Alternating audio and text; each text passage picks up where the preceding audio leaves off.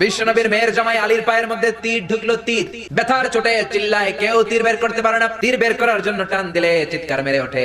বিশ্বনবী বেলাল রে বললেন, ইয়া বেলাল আকিমিস সালাহ, আযান দাও, নামাজ কায়েম করো। আরেক সাহাবীরে বললেন, ও সাহাবী, তুমি তৃতীয় রাকাতে নামাজে শরীক হবা। আমি যখন এক রাকাত শেষ করে দ্বিতীয় রাকাতে দাঁড়িয়ে কেরাত শুরু করব, তুমি কাতারের মাঝখান দিয়ে যে আলীর পায়ের তীরটা গায়ে যত শক্তি আছে শক্তি দিয়ে টান দিয়ে বের করবা।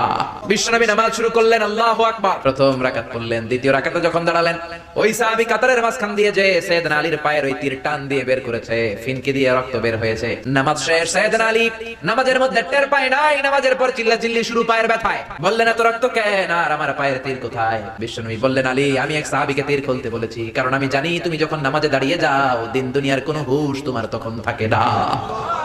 তোমার অন্তরটা আল্লাহর আরশে চলে যায়।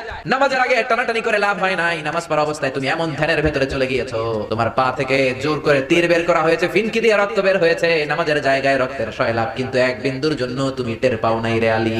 সুবহানাল্লাহ।